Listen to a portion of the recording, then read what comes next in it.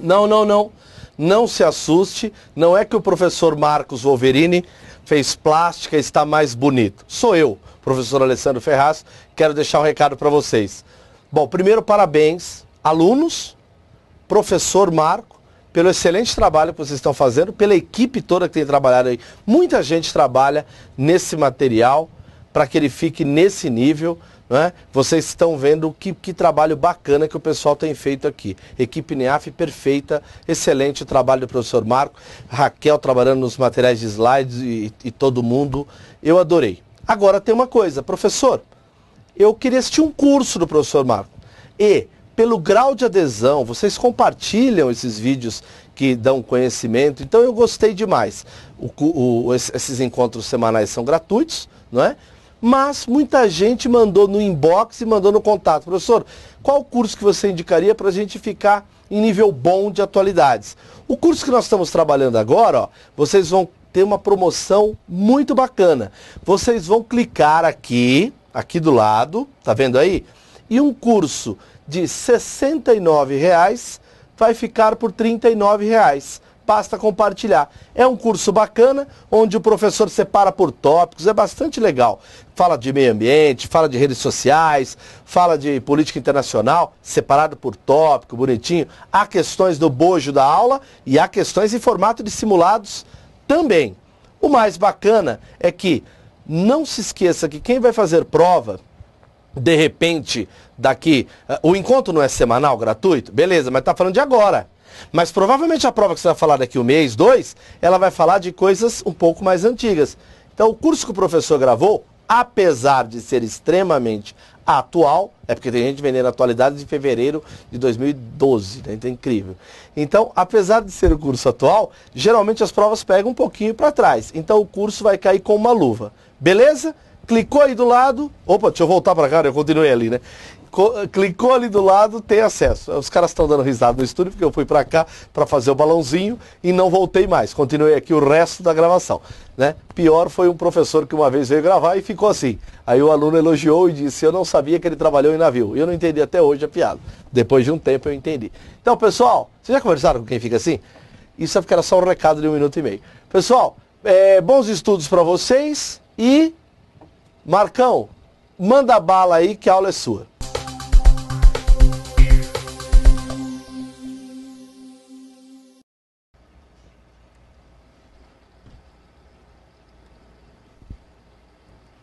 Olá, candidato, tudo bem com você? Professor Marcos de Atualidades, começando mais um Top Atualidades do NEAF. Você ficou aguardando, não ficou? Poxa, o que será que nós aqui do NEAF vamos falar e que aconteceu de 4 a 10 de março da semana passada? Como tenho sempre dito aqui para vocês e prometendo, vamos aos tópicos, não é? Hoje vestido normalmente para você não se assustar, correto? E para de perder tempo, porque aqui a gente não tem tempo. E vamos à primeira notícia.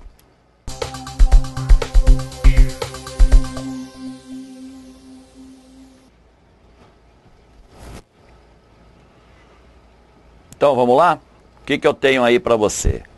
O Top Atualidade Semanal do NEAF, Mundo Política. E começamos, lógico, com a Venezuela e os seus protestos. Ou seja, venezuelanos protestam antes de festa. Ou seja, estava marcado para as comemorações do aniversário da morte do ex-presidente Hugo Chávez, que faleceu, morreu de câncer, né? Como você pode ler aqui, e a coisa pegou, ou seja, os protestos foram para a rua e houve aí confronto, para variar, com mais algumas mortes. No total, como eu estou colocando aqui para você, ó, no total já foram 20 mortes, ou seja, pelo menos por enquanto esta é a conta até agora. Muito cuidado com esse nome aqui, ó, os coletivos, tá vendo aqui os coletivos?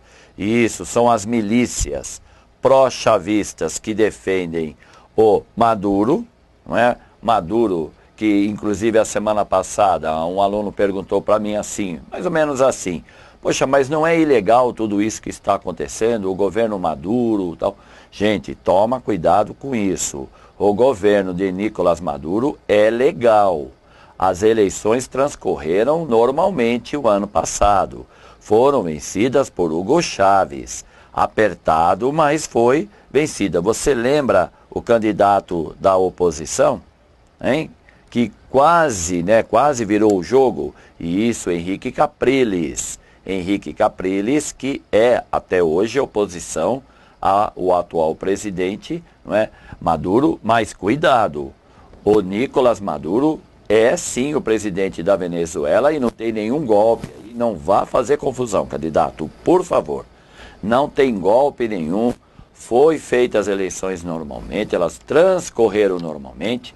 Hugo Chávez não assumiu porque estava tratando do câncer em Cuba, onde ele veio a falecer, que é o motivo aqui do nosso top agora, de falar da semana passada da Venezuela, porque estavam marcadas as comemorações do aniversário da morte do ex-líder, né, da Venezuela, e aí os protestos foram para a rua. Agora, não vá confundir, candidato, Nicolás Maduro é sim reconhecidamente o presidente da Venezuela.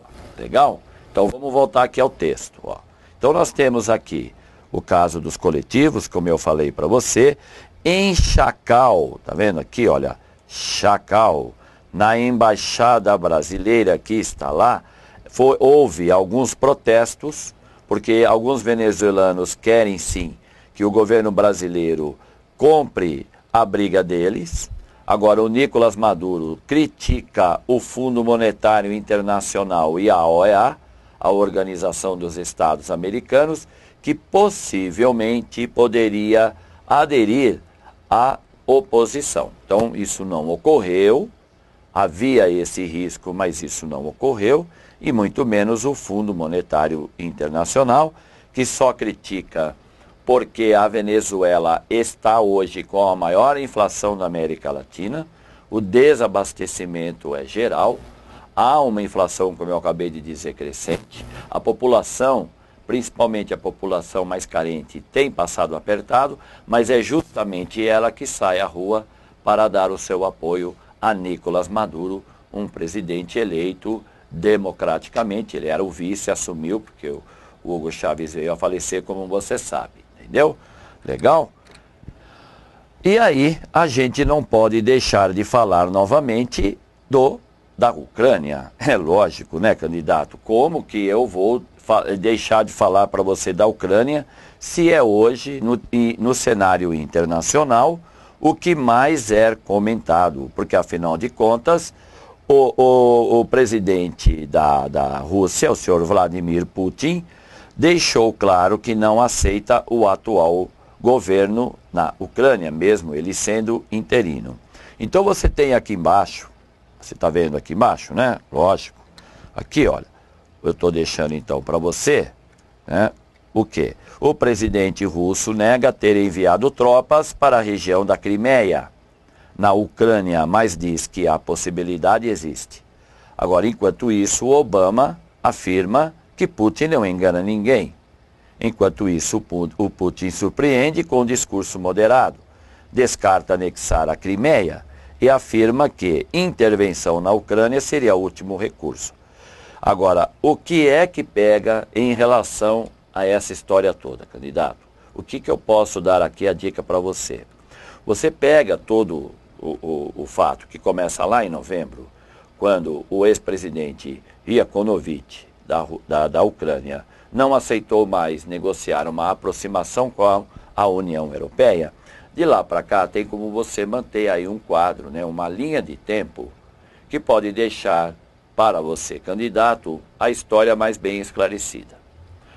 Os fatos que vêm ocorrendo hoje é porque, no final de fevereiro, nas manifestações que ocorriam na Praça da Independência, as tropas de Yanukovych mataram 82 pessoas. Então, aí o parlamento ucraniano se viu por bem dar o quê? O impeachment ao ex-presidente, que fugiu para a Crimeia, porque a Crimeia tem maioria russa e porque ele sabe que teria o apoio de Vladimir Putin, como ele acabou tendo. Então, essa história aqui está desenrolando. E esta semana nós vamos ter outros fatos que eu vou ter que comentar aqui com você semana que vem. Dá muito bem para você acompanhar, candidato. Então, não dá bobeira. Vai atrás, porque isso vai visitar você em alguma prova de atualidades este ano, como é o que eu falo sempre lá para as turminhas nas aulas presenciais. Tá legal? Então, outro slide aqui. Esta questão é muito importante, candidato. Ó, o porquê os russos se acham no direito de intervir na política ucraniana, inclusive em relação à Crimeia. É porque existe um porto mercantil e militar na Crimeia que pode ser usado pelos russos. Isso é um leasing, como você está vendo aí, que eu estou destacando. É lógico que os russos têm uma grande preocupação com a população de maioria russa da Crimeia. Mas eles também estão defendendo o interesse deles, já que existe um contrato de uso da península. E isso os russos não vão abrir mão. Outra coisa que você tem que tomar cuidado é isso que está sendo destacado aqui embaixo. Porque, afinal de contas, é neste porto aqui de Sebastopol, que fica às margens do Mar Negro, aonde existe a principal base militar da Marinha Russa para o Mar Negro. Então, é tudo isso que você tem que tomar cuidado e ir pontuando para acabar não fazendo nenhuma confusão lá no futuro. Legal, candidato? Outro detalhe é assim que eu estou deixando aí para você. Os americanos não estão indo muito bem nas negociações. O John Kerry, como você está vendo aqui, ó, o John Kerry, ele não conseguiu falar com o chanceler russo. Simplesmente ele não conseguiu. O chanceler russo não deu a mínima bola para ele.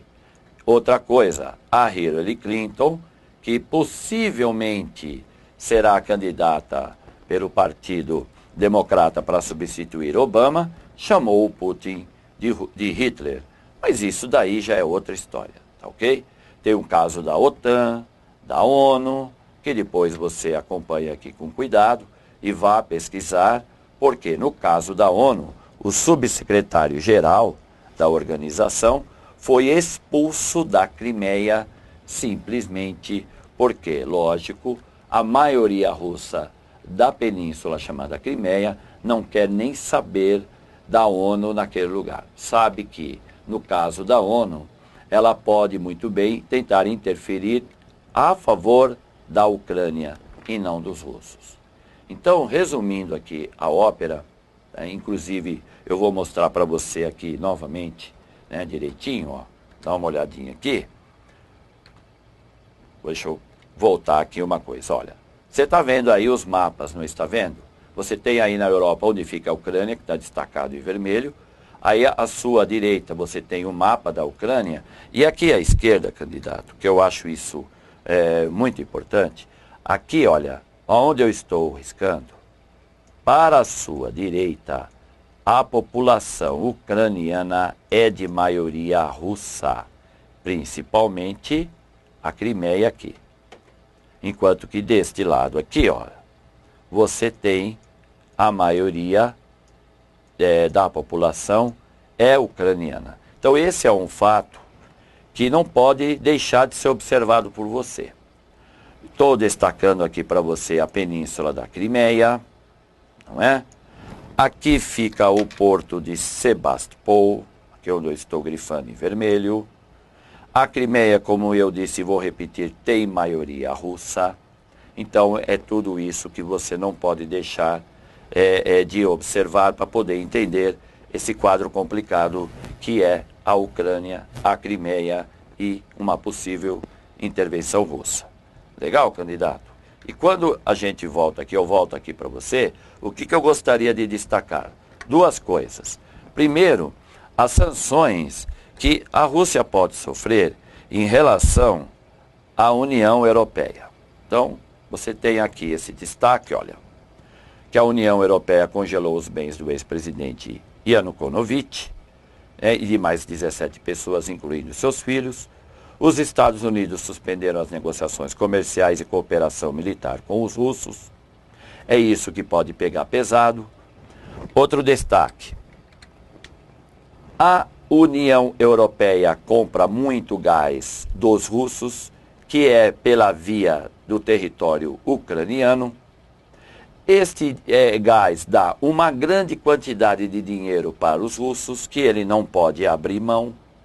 Então, as sanções econômicas impostas pela União Europeia têm um peso muito maior do que qualquer ameaça dos Estados Unidos. Então, é a única coisa que pode deter esse avanço, né? Essa iniciativa geopolítica do senhor Vladimir Putin é, de fato, as sanções econômicas impostas pela União Europeia e não um esbravejamento de uma Hillary Clinton ou um blá blá blá do senhor Barack Obama.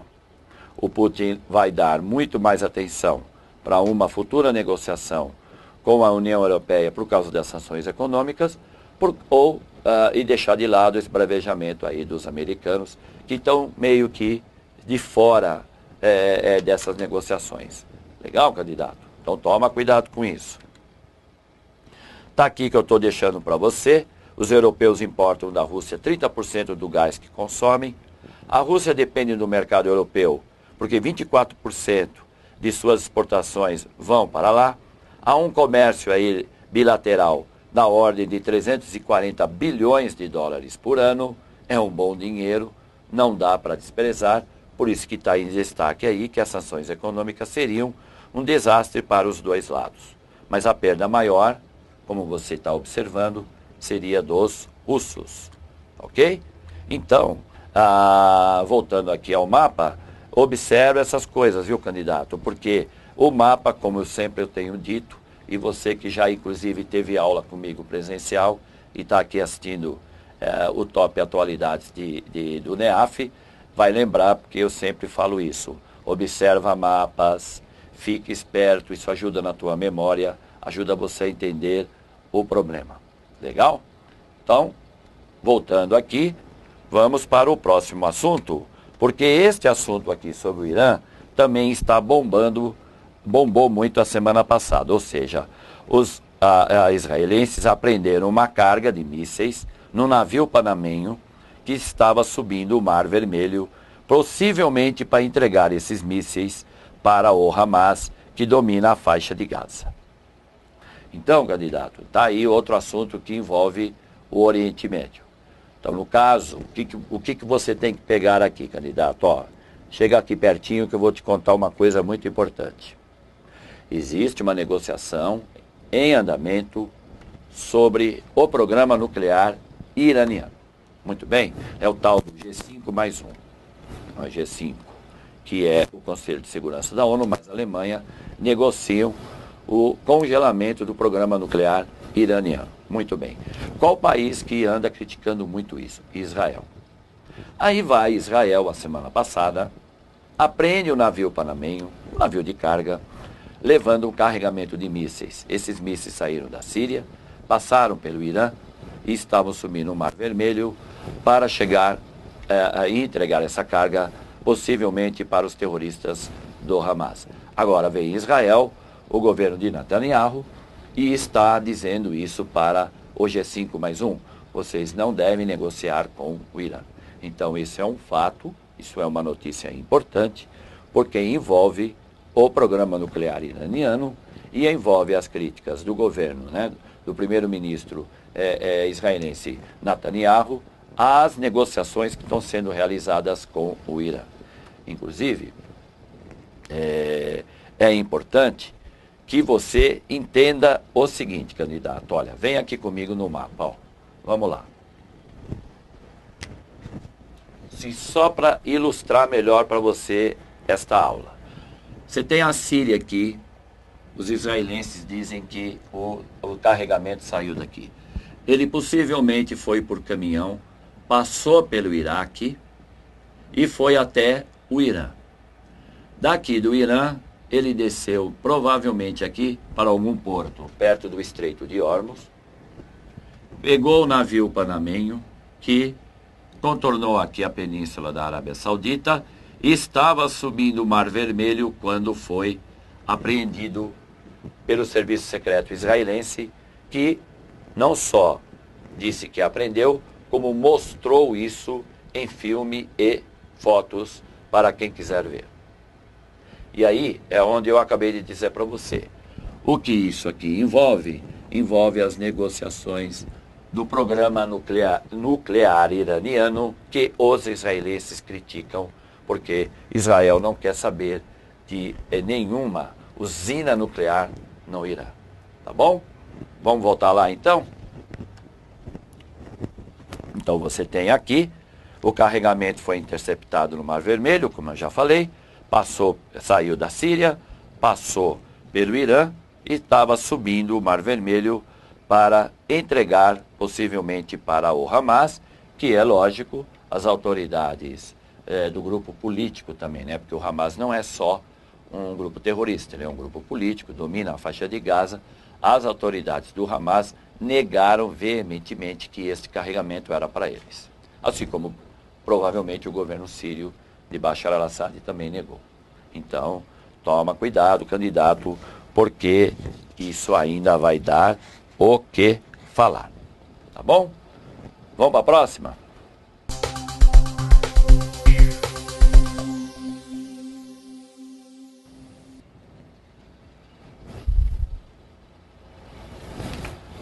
Vamos lá então. Mundo Economia, o top atualidades de 4 a 10 de março, hein? Vamos ver então? A China vai manter a meta de 7,5% de crescimento este ano de 2014. Você tem aí então o presidente da China, o Xi Jinping, né, esse simpático chinês que você está vendo aí, que deixou claro que no ano de 2014 a China vai manter um crescimento médio de 7,5%.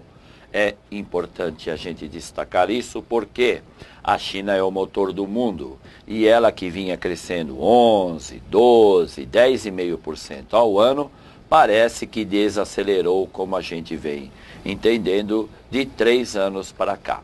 Então a China admite isso. Ela vai manter um crescimento moderado.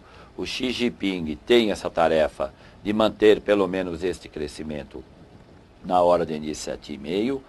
Isso afeta a economia brasileira, porque o Brasil tem na China como seu principal parceiro econômico, viu, candidato? Não esquece isso. Não vá pensar que é os Estados Unidos, não. Mas também a China hoje é o parceiro econômico número 1 de vários países, inclusive dos americanos, né? China que consome uma grande quantidade de commodities, que são as mercadorias minerais, carne de boi, de frango, petróleo e assim por diante. Então, esse é um fato que eu gostaria, como já estou fazendo, destacando para você, que a China, como um dos BRICS, não é, candidato? BRICS, Brasil, Rússia, Índia, China e África do Sul. Todos eles estão desacelerando, não é só o Brasil não, viu? Não é só o Brasil não, que o ano passado cresceu 2,3%.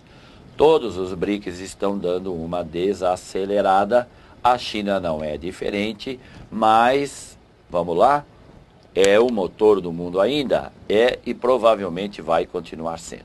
Tá bom, candidato? Vamos para a próxima?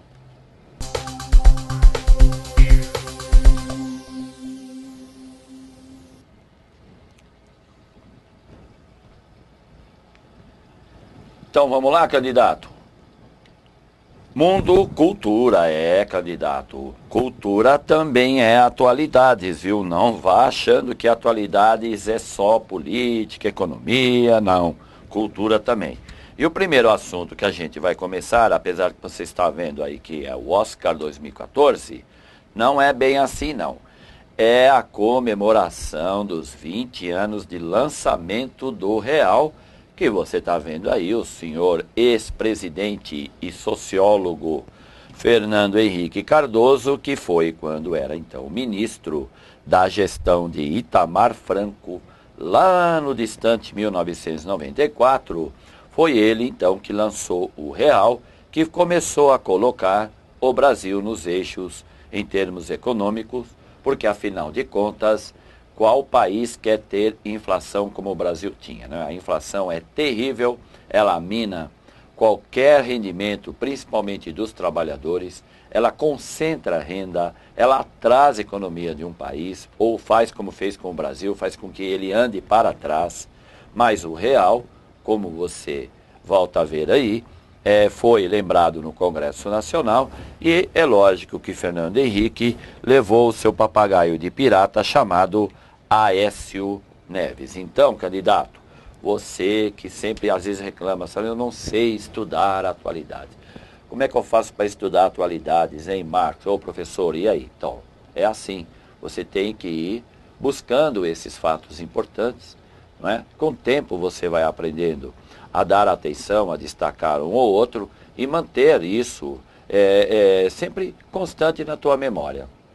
Porque, afinal de contas, atualidades não tem. Você vê o caso da Caixa agora, que tem uma turma muito grande, né? E o edital, ele é sempre vago, ele é sempre, olha, vai cair política internacional, política nacional, cultura, vai cair meio ambiente, tá, mas nunca é específico. Então, a gente tem que tomar cuidado com esses assuntos. Outro assunto cultural, lógico, a gente não pode deixar de falar da entrega do Oscar, que ocorreu no dia 4, né? Não exatamente no dia 4, mas no dia 3, domingo à noite. E aí temos aqui então um destaque para você, não é? É sempre bom lembrar, melhor filme, o 12 anos de escravidão. Já foi ver, candidato? É muito bom, viu? Vale a pena. Melhor diretor, Alfonso Cuarón, que vive hoje no Canadá, não é? E fez esse filme que eu ainda não vi, mas quero ver, Gravidade. Ok? Este é o melhor diretor. Melhor atriz, a Cate Blanchett, né, que fez um papel bonitinho lá no Senhor dos Anéis, tudo, mas é uma grande atriz. Levou o Oscar, tá aí toda sorridente, com esse vestido, arrasando. Melhor ator, o Mackie. Vamos lá se o meu inglês está falando legal, hein? O Matthew McConaughey. Acho que é isso. Com Dallas. Isso. Levou o Oscar aí, o bonitão. Você viu a diferença aí que esses atores fazem, né? O cara tá de um jeito, daqui a pouco ele tem que interpretar um aidético, porque é isso que o Matthew interpretou, e tem que perder bastante peso. A melhor atriz coadjuvante do filme 12 anos de escravidão, a Lupita Nyong'o, tá toda bonitona, arrasou, foi considerada a mais bonita e bem vestida da festa, e o jovem ator, né, o Jared Leto, que levou o Oscar de ator coadjuvante, e inclusive no discurso emocionado disse que nós estamos com você na Venezuela. Não sei para quem que ele estava falando isso. Tá legal? Então, com isso a gente fecha a parte de cultura.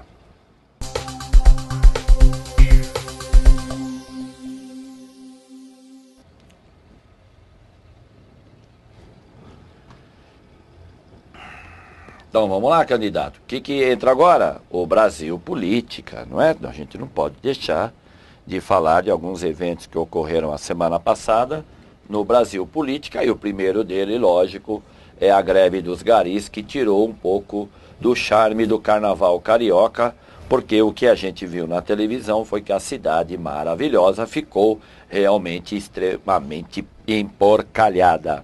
Os garis estavam reivindicando um aumento salarial, que foi conseguido, né? Ontem o prefeito, o Paes, assinou então que vai dar esse aumento à greve, né, aos grevistas, que foram considerados, assim, vamos dizer, pelo prefeito, estavam boicotando a cidade do Rio de Janeiro, mas tudo transcorreu como os garis queriam, então não vai haver demissões, viu? Não vai haver. Mas o que eles estavam reivindicando foi conseguido, e parece que o Rio de Janeiro vai voltar a ser a cidade maravilhosa sem lixo. Agora, um assunto importante é este que eu estou colocando para você.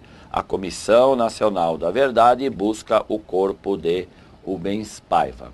Eu tenho dito aqui para você e também para as turmas presenciais o seguinte: o ano de 2014 é o ano que vai ser comemorado, se é que a gente pode dizer assim, comemorar, os 50 anos do golpe militar de 64, que os militares juram que foi uma revolução.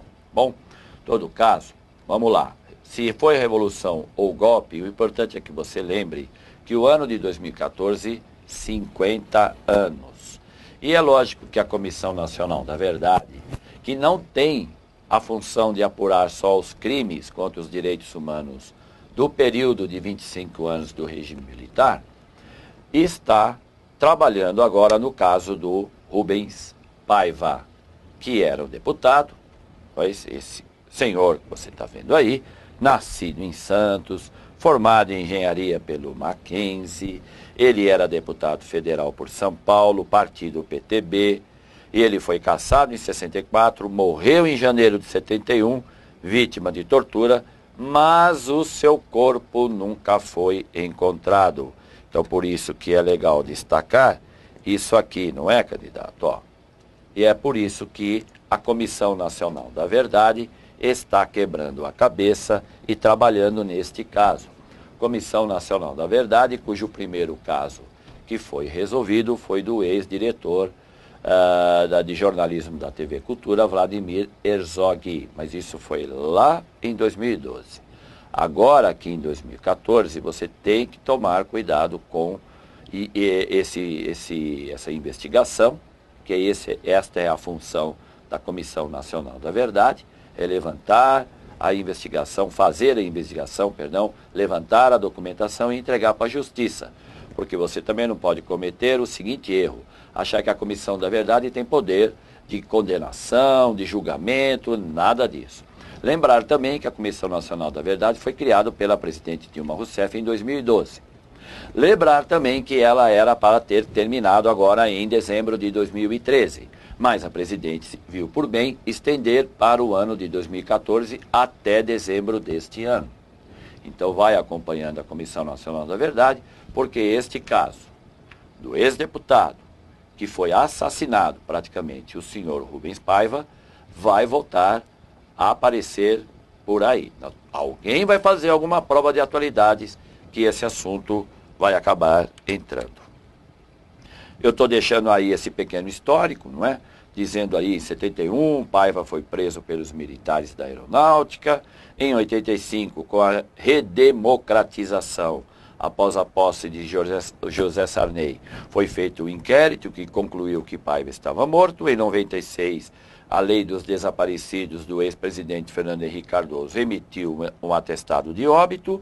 Em 2013, o coronel Raimundo Ronaldo Campos admite no Rio a farsa para encobrir a morte do deputado. E agora, em 2014, a Comissão Nacional da Verdade passa a investigar o caso, e é assim que é legal você fazer, como você acabou de ver. Isso você pode manter um arquivo seu, aonde de vez em quando você vai lá e vai acrescentando alguma coisa, que você vai formando o seu material de atualidades. Legal, candidato?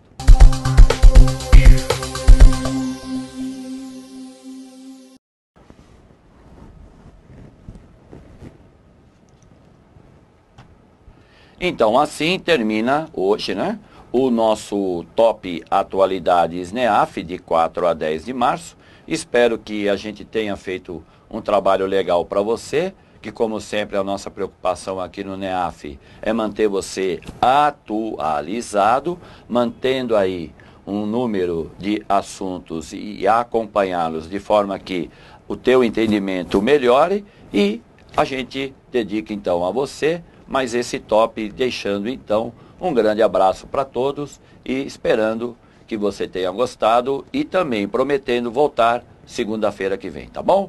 Um grande abraço, até mais.